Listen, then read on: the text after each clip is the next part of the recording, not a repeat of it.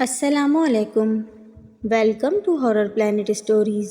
دعا ہے کہ آپ پر اللہ پاک ہمیشہ مہربان رہے اور اپنی شان و صفات کے مطابق خوب رحمتیں نازل فرمائے۔ آمین ثم آمین۔ شروع کرتے ہیں ہم آج کی اپنی خوفناک کہانی، مگر اس سے پہلے چینل پر نئے آنے والے چینل کو سبسکرائب کر دیں۔ یونیورسٹی سے ایک ماہ کی رخصت لے کر میں اپنی بیوی سائرہ اور بیٹی مونا کے ہمراہ شمالی علاقے میں اپنے ایک دوست آغا کے پاس سیر کی غرض سے چلا گیا۔ آغا کی رہائش ندی کے کنارے بنے ہوئے ایک پرانے مکان میں تھی، جو دور سے ایک شکستہ قلعہ معلوم ہوتا تھا۔ آغا غیر شادی شدہ تھا اور اپنے 2 نوکروں کے ساتھ اس مکان میں رہتا تھا۔ ہم لوگوں نے پہنچ کر ایک کمرہ آباد کر دیا تھا۔ آغا بہت خوش تھا کہ عارضی طور پر ہی صحیح، مگر کچھ تو اس کی تنہائی دور ہوگی۔ رات کا کھانا کھانے کے بعد ہم آغا کے کمرے میں بیٹھے ادھر ادھر کی باتیں کر ہی رہے تھے کہ اچانک اس رات کے اثرات شروع ہو گئے، جس کا تذکرہ میں کرنے والا ہوں۔ رات کی ابتدا ایک طوفان سے ہوئی۔ طوفان کی تیزی کا اندازہ لگا کر آغا نے اٹھ کر کمرے کے بیرونی کھڑکی بند کر دی، لیکن اس کے باوجود ہمیں یہ محسوس ہو رہا تھا کہ باہر طوفان بڑھتا جا رہا ہے۔ اسی کشمکش میں تیز بارش شروع ہو گئی۔ بادلوں کی گرج اور ہوا کا شور کانوں کے پردے پھاڑے جا رہا تھا۔ میری ننھی بیٹی مونا اس آوازوں سے اتنا ڈر گئی کہ وہ صوفے سے اٹھ کر میری گود میں آ کر بیٹھ گئی۔ میری بیوی خوفزدہ نظروں سے میری طرف دیکھنے لگی۔ کوئی 1 گھنٹے کے بعد طوفان رکا اور بارش کم ہوئی۔ ہوا کا شور بھی بند ہو گیا، لیکن اس کے ساتھ اچانک میرے کانوں میں ایک عجیب و غریب آواز آئی، ایک بلند آواز، جیسے کوئی شخص جان کنی کے عالم میں پوری طرح کرا رہا ہو۔ آواز میں اتنا درد اور کرب تھا کہ میں چونک سا گیا، لیکن میں ابھی آغا سے کوئی سوال کرنے نہیں پایا تھا کہ آغا نے خود ہی کہا، گھبراؤ نہیں، مکان کے نزدیک ایک بہت پرانا مسیح قبرستان ہے۔ یہ آواز اکثر اسی طرف سے آیا کرتی ہے۔ شروع میں ان آوازوں سے مجھے بھی ڈر لگتا تھا، لیکن اب میں اس کا عادی ہو چکا ہوں۔ آغا کا جملہ ختم ہوتے ہی آواز بند ہو گئی اور ماحول پر ایک بھیانک خاموشی مسلط ہو گئی، ایک ایسی خاموشی جس نے میری الجھن میں اور اضافہ کر دیا۔ ایسی الجھن اور گھبراہٹ میں نے اٹھ کر کمرے کی کھڑکی کھول دی۔ باہر ابھی بھی ہلکی ہلکی بارش ہو رہی تھی۔ میں نے کھڑکی کے نزدیک ہو کر باہر کے منظر کو دیکھنا چاہا کہ اچانک فضا میں ایک نئی چیخ بلند ہوئی، جیسے ایک ساتھ کئی عورتیں چیخی ہوں۔ میں نے لپک کر اپنی ٹارچ اٹھائی اور دروازے کی طرف بڑھا۔ آغا میرا ارادہ بھانپ گیا۔ اس نے کہا، ذکی، اتنی رات قبرستان جانا میری نظر میں حماقت ہے۔ آغا، میں ان آوازوں کی حقیقت معلوم کر کے ہی رہوں گا۔ ظاہر ہے کہ آغا اس اندھیری رات میں مجھے قبرستان کی طرف تنہا کیسے جانے دیتا، اس لیے وہ بھی میرے ساتھ ہو لیا۔ 15 منٹ تک ہم اندھیرے میں ٹارچ کی روشنی کا سہارا لیتے قبرستان کے آئینی پھاٹک تک پہنچ گئے۔ پھاٹک میں تالا لگا ہوا تھا، اس لیے ہم اس کی 3 فٹ اونچی دیوار پھیلان کر اندر داخل ہو گئے۔ اندر قبرستان کی زمین پر ہمارے پاؤں لگے ہی تھے کہ پھر ایسی ہی آواز ہمارے کانوں سے ٹکرائی، لیکن اس مرتبہ آواز ہلکی تھی، بالکل ایسے جیسے کوئی ہلکے ہلکے سسکیاں بھر رہا ہو۔ ڈرے بغیر میں اس آواز کی طرف بڑھتا رہا۔ میں ڈرتا بھی کیوں؟ یونیورسٹی کا سائنس پروفیسر بھلا ان باتوں سے کیسے قائل ہوتا؟ چند لمحوں بعد ہمیں دائرے کی شکل میں ایک منڈیر دکھائی دی، جس کے اندر زمین کے نیچے جانے والی زنگی سیڑھیاں موجود تھیں۔ آغا، میرا خیال ہے آواز اس جگہ سے ہی آ رہی ہے۔ ہاں، میرا بھی یہی خیال ہے۔ چلو آؤ ذکی، نیچے چلیں۔ ہم دونوں سیڑھیوں سے نیچے اترنے لگے۔ تقریباً 12 سیڑھیوں کے بعد ہمیں لوہے کا ایک دروازہ دکھائی دیا، جو میرے دھکیلتے ہی اندر کی جانب کھل گیا۔ میں نے اپنی ٹارچ کی روشنی اندر پھینکی تاکہ اندر کا جائزہ لے سکوں۔ یہ ایک چھوٹا سا گنبد نما تہخانہ تھا، جس کے وسط میں لوہے کا ایک بہت بڑا تابوت تھا۔ چھت کے کنڈے سے ایک باریک سی زنجیر لٹک رہی تھی، جس کے آخری سرے پر ایک ڈبیا بندھی تھی۔ ڈبیا اور تابوت کے درمیان صرف 1 فٹ کا فاصلہ تھا۔ ایک ہی نظر میں نے یہ اندازہ کر لیا کہ کمرے کی دیواریں بوسیدہ ہو چکی ہیں اور جگہ جگہ مکڑی کے جالے موجود ہیں، جو اس بات کا ثبوت ہیں کہ یہاں ایک عرصے سے کوئی انسان داخل نہیں ہوا۔ ہم دونوں دبے پاؤں کمرے میں داخل ہو گئے اور تابوت کے نزدیک پہنچ گئے۔ پھر جیسے ہمارے پیر 100 من کے ہو گئے، کیونکہ ہم نے صاف طور پر محسوس کیا کہ کمرے میں کوئی نہیں دکھائی دینے والا انسان زور زور سے سانس لے رہا ہے۔ سانس کی آواز تیز ہوتی گئی، بالکل ایسی آواز جیسے کوئی شخص لمبی دوڑ کے بعد ہانپنے لگے۔ پھر ایک چیخ گونجی، ایسی چیخ کہ جس نے ہمارے دلوں کو ہلا کر رکھ دیا۔ چیخ کے ختم ہوتے ہی ہمیں گڑگڑاہٹ سنائی دی۔ اگلے ہی لمحے چھت سے ایک بڑی سل ہمارے قدموں کے قریب آ کر گری، اتنی نزدیک کہ آغا کو میں اپنی طرف گھسیٹ نہ لیتا تو یہ سل اس کا بھیجا نکال دیتی۔ ابھی ہم دونوں سنبھل ہی نہیں پائے تھے کہ دوسرا پتھر گرا، تیسرا پتھر، پھر ہم گھبرا کر دروازے کی طرف بھاگ پڑے۔ لیکن میری حیرت کی انتہا نہ رہی جب میں نے یہ دیکھا کہ جس دروازے کو ہم چند منٹ پہلے کھلا چھوڑ کر آئے تھے، نہ صرف یہ کہ بند ہے، بلکہ اس طرح بند ہے جیسے کسی نے باہر سے تالا لگا کر بند کر دیا ہو۔ صورتحال اتنی بھیانک تھی کہ ہمارے منہ سے چیخیں نکل گئیں۔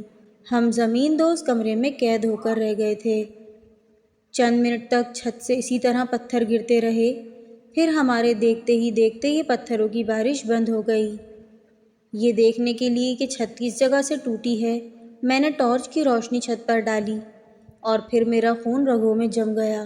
چھت میں نہ تو کوئی سوراخ تھا اور نہ ہی اب کوئی پتھر فرش پر موجود تھا۔ کمرے کے وسط میں تابوت اسی طرح موجود تھا، زنجیر اسی طرح لٹک رہی تھی اور آوازیں اسی طرح ہی آ رہی تھیں۔ لیکن اب ان آوازوں کو سن کر ایسا محسوس ہوتا تھا جیسے کوئی نیند میں خراٹے لے رہا ہو۔ میری آنکھوں نے اب تک جو دیکھا اور کانوں نے جو سنا، ذہن اسے ماننے کے لیے تیار ہی نہ تھا۔ میں نے سوچا ہو سکتا ہے یہ سب میرا وہم ہو۔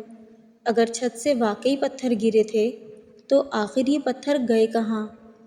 میں نے فیصلہ کیا کہ اس تابوت کا ڈھکن کھول دینا چاہیے، لیکن ابھی میں نے اس آہنی تابوت کو چھوا ہی تھا کہ کمرے میں دوبارہ ایک چیخ بلند ہوئی۔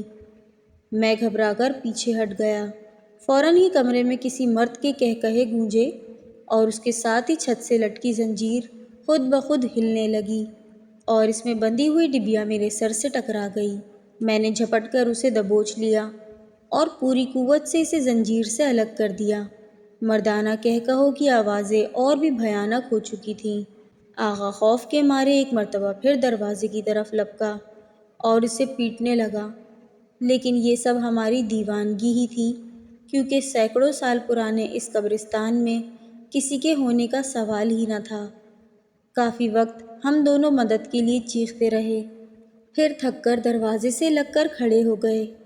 چند منٹ بعد قہقہے مدھم ہو گئے اور پھر جیسے ہماری جان میں جان آئی، لیکن اس کے باوجود ہم تھر تھر کانپ رہے تھے۔ خوف سے ہمارا حلق خشک ہو چکا تھا۔ ہلکی آوازیں مسلسل آ رہی تھیں۔ کمرے میں ایک ٹھنڈک سی رچی ہوئی تھی۔ آج بھی مجھے وہ رات یاد آتی ہے تو میرے جسم کے رونگٹے کھڑے ہو جاتے ہیں۔ میں ایک سائنسدان ہوں، مافکور طاقتوں پر یقین نہیں رکھتا، لیکن سچ کہتا ہوں کہ جو مناظر میں نے اس رات دیکھے اسے میں اپنی زندگی میں فراموش نہیں کر سکتا۔ میں نے دیکھا کہ رات کے 12 بجے اس زمین دوز کمرے میں ہلکی ہلکی زرد روشنی پھیلنے لگی اور پھر دیکھتے ہی دیکھتے اس روشنی نے انسانی ہیولے کی شکل اختیار کر لی، جس کے سر پر قدیم زمانے کی ایک ٹوپی تھی۔ چند منٹ تک یہ ہیولا تابوت پر حرکت کرتا رہا۔ اچانک دوبارہ قہقہے بلند ہوئے۔ میں نے خوفزدہ ہو کر بغل میں کھڑے ہوئے آغا کی طرف دیکھا۔ اس کی حالت تو نیم مردہ سی ہو چکی تھی۔ خوف سے اس کی پتلیاں پھیل چکی تھیں، چہرہ سپاٹ اور بے جان سا ہو چکا تھا۔ میرے دیکھتے ہی دیکھتے اس کا جسم ڈھیلا ہوا اور وہ فرش پر گر پڑا۔ اس کے منہ سے جھاگ بہنے لگے۔ میں نے تابوت کی طرف دیکھا۔ روشنی کا وہ ہیولا اب تابوت سے اتر کر میری طرف بڑھ رہا تھا۔ خوفناک چیخیں بالکل میرے نزدیک ہو رہی تھیں۔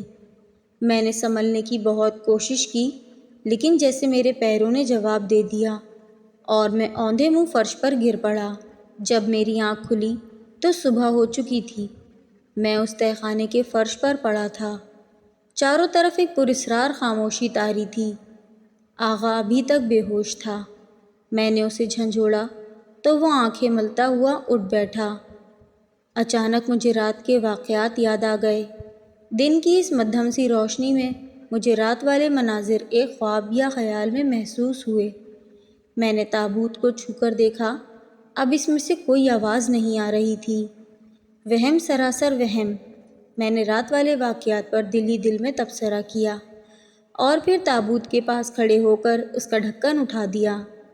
میری اس حرکت سے آغا اتنا خوفزدہ ہوا کہ اس کی حلق سے چیخ نکل گئی، لیکن اس بار وہ بلا وجہ چیخا تھا۔ تابوت میں پڑی ہوئی لاش کا پنجر بالکل خستہ ہو چکا تھا، صرف کھوپڑی اپنی اصلی حالت میں تھی، جبکہ پسلیاں اور ہاتھ کی ہڈیاں راکھ بن چکی تھیں۔ میں نے ہنس کر تابوت بند کر دیا۔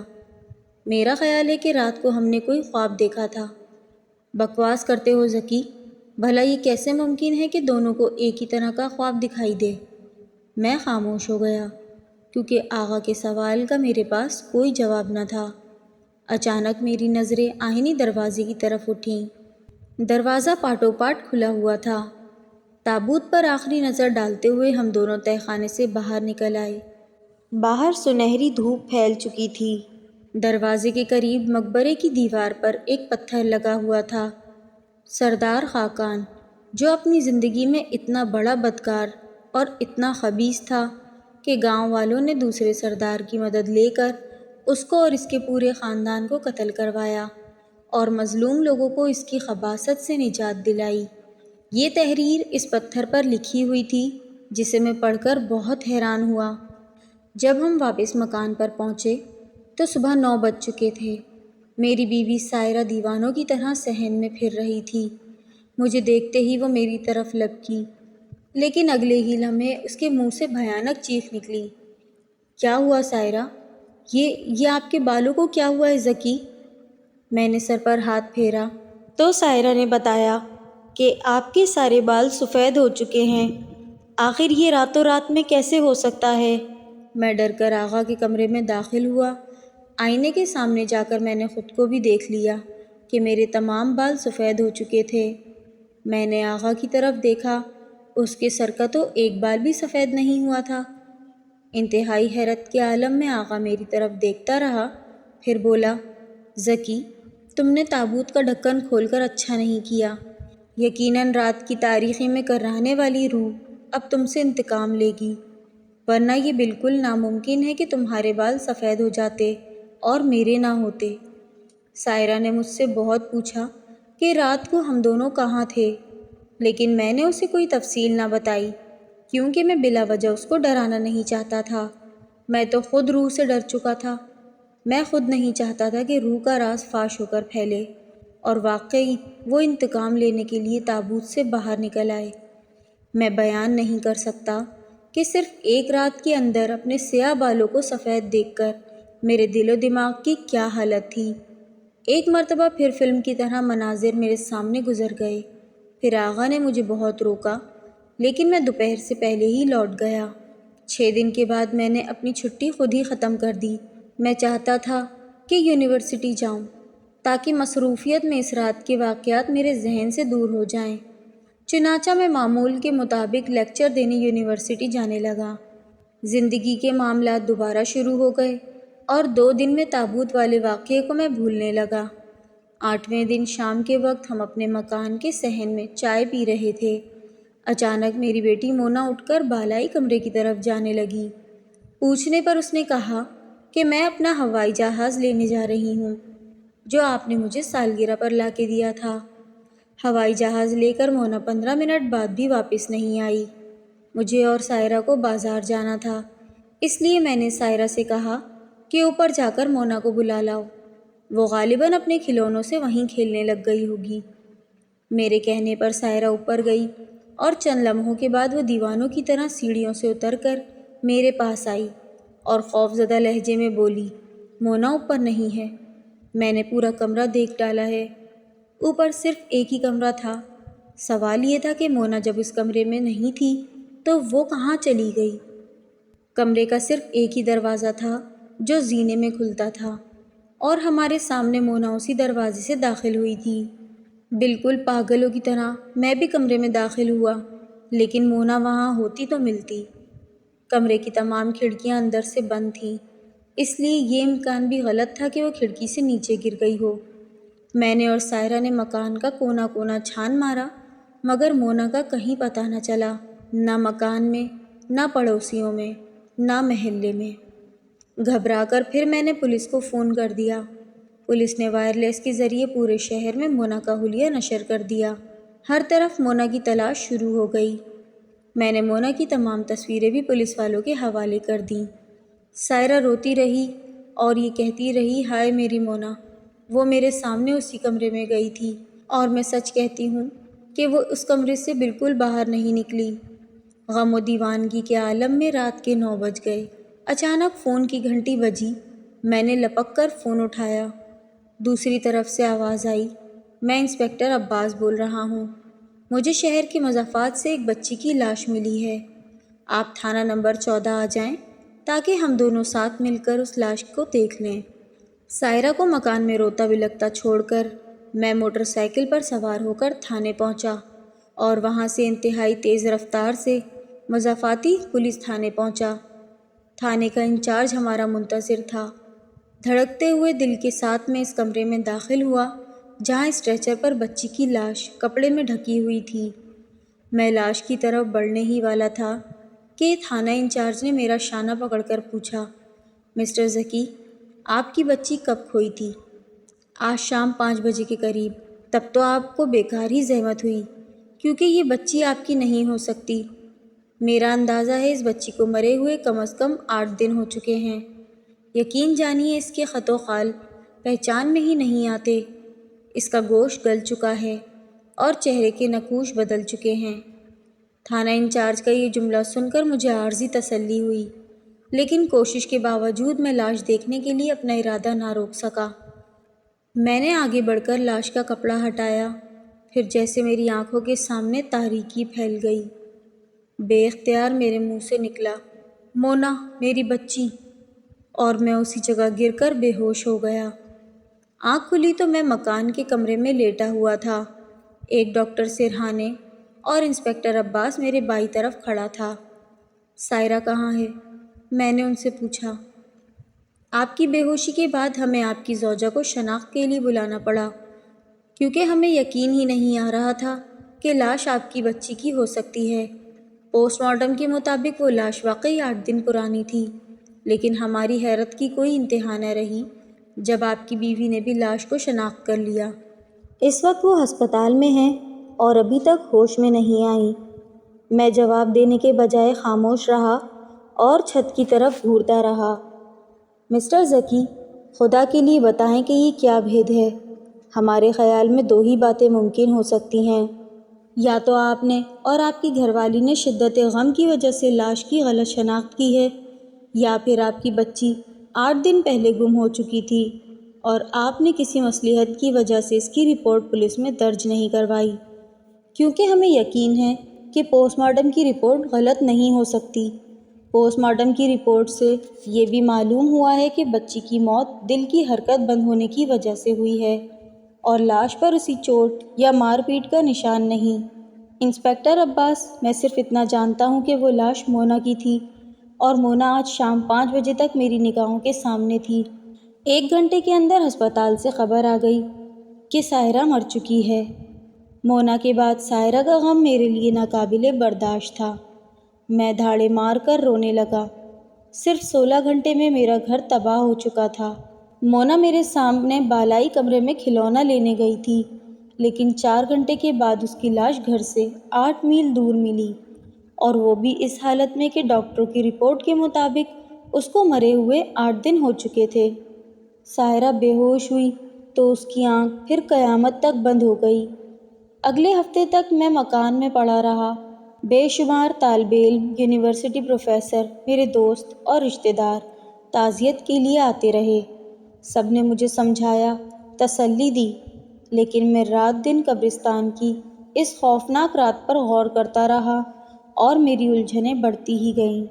اس طرح ایک ہفتہ اور گزر گیا۔ ایک دن شام کو ٹھیک 5 بجے، جب مکان میں میرے علاوہ کوئی نہ تھا، میں نے اس بالائی کمرے جہاں سے مونا گم ہوئی تھی شور کی آواز سنی۔ ایسا محسوس ہوا جیسے کوئی پلنگ گھسیٹ رہا ہو۔ میں صحن میں آیا اور اوپر جانے کا فیصلہ کر ہی رہا تھا کہ اچانک کسی نے بستر لپیٹ کر باہر پھینک دیا۔ میں سیڑھیوں کی طرف بھاگا، لیکن ابھی میں نے پہلی سیڑھی پر قدم رکھا ہی تھا، اوپر سے پلنگ بھی لڑکا دیا گیا، اور پھر تو جیسے اوپر سے کمرے میں پڑی چیزوں کی بارش ہونے لگی۔ کپڑے، ٹیبل لیمپ، میز، کرسیاں، جوتے، کتابیں، سب نیچے برسنے لگے۔ میں صحن میں کھڑے آنکھیں پھاڑ کر بالائی کمرے کی طرف دیکھتا رہا۔ ایسا معلوم ہوتا تھا جیسے کوئی غصے میں پاگل ہو کر ہر چیز کو تہس نہس کر دینا چاہتا تھا۔ تھوڑی دیر بعد چیزوں کی بارش بند ہو گئی۔ پھر میں بے تحاشا اوپر بھاگا، لیکن کمرے میں داخل ہوتے ہی تکتا رہ گیا۔ کمرہ بالکل خالی تھا، نہ کوئی آدمی، نہ کوئی سامان، یہاں تک کہ دیواروں کی تصویریں اور کھڑکیوں کے پردے تک نوچے جا چکے تھے۔ اچانک میری نگاہ فرش پر پڑی اور پھر سر سے پاؤں تک میرے جسم میں دہشت کی ایک لہر دوڑ گئی۔ فرش پر جگہ جگہ تازہ خون پھیلا ہوا تھا اور کمروں میں وہی قہقہے بلند ہو رہے تھے جو میں نے اس رات قبرستان کے تہہ خانے میں سنے تھے، مردانہ قہقہے بھی اور نسوانی چیخیں بھی۔ میں شور سے پاگل ہونے لگا۔ پھر اچانک سے ایک اسٹوڈنٹ میرے گھر میں آیا تو وہ مجھے اس گھر سے باہر لے کر گیا۔ میں کوستا ہوں خود کو اور پل پل پچھتاتا ہوں، کاش میں اس رات قبرستان نہ جاتا تو میرا گھر بھی آج آباد ہوتا۔